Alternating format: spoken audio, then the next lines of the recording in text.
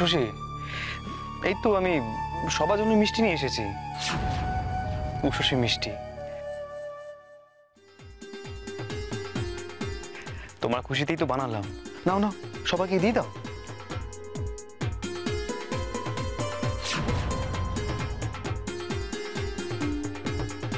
আচ্ছা, বর বউ তাহলে সব সময় মিলে আছে।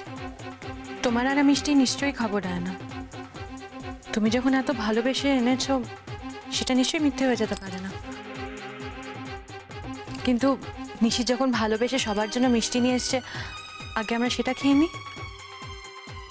আমি না অনেকক্ষণ ধরে ভাবছি, ডাইনি বুড়ি এত ভালোবেসে সবাইকে মিষ্টি খাওয়াচ্ছে, কোন একটা ঘাপলা আছে। না তো, আমি খেয়ে দেখি।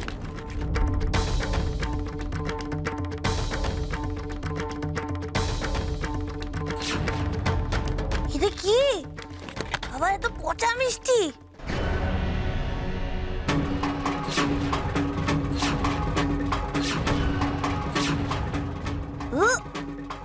গন্ধ তো একদম গন্ধে শেষ উল্টে দিয়েছো নাকি? আমি তাই ভাবছি এতক্ষণ ধরে, ডাইনি বুড়ির হঠাৎ এত প্রেম জাগলো কেন? সে কি নিশিতের দোকানের মিষ্টি পচা?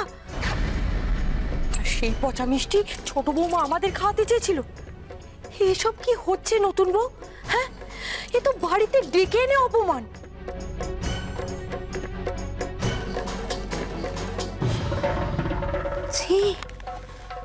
এত হিংসা তোমার মনে হচ্ছে বৌমা?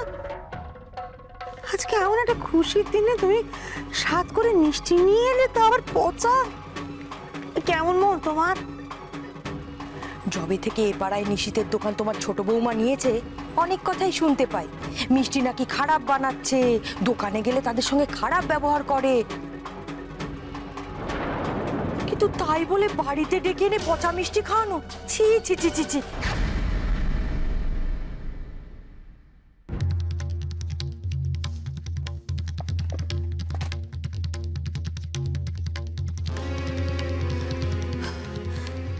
আমার মাফ করে দাও ফুল বউ, জানলে এই আনন্দের দিনে আমার বাড়িতে এসে তোমাকে কি না কি জ্বালা সইতে হচ্ছিল।